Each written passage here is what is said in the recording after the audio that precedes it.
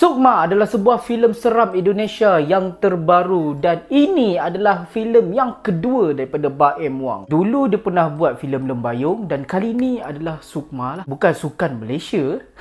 Baik, Sukma ni basically mengisahkan tentang ada satu keluarga ni yang baru pindah ke rumah yang baru tapi nampak dia macam usang sedikit. Kemudian anak dia ni jumpa satu cermin, saya boleh kata cermin ajaib kan. Dan sejak itulah benda-benda pelik yang berlaku dekat anak dia dan juga keluarga dia. So, diorang perlu selesaikan apa yang jadi sebenarnya ni dan apa kaitan diorang dengan cermin tu. So, itu basically premis filem ni lah. Okay, short and simple. Saya nampak filem ni dia ada ambil banyak inspiration daripada yang obviously macam saya cakap tadi, Conjuring. Lepas tu adalah saya boleh kata Casper ataupun Harry Potter ataupun Haunted Mansion. Man, Anna Joplin dalam Lembayung, she's hell scary though.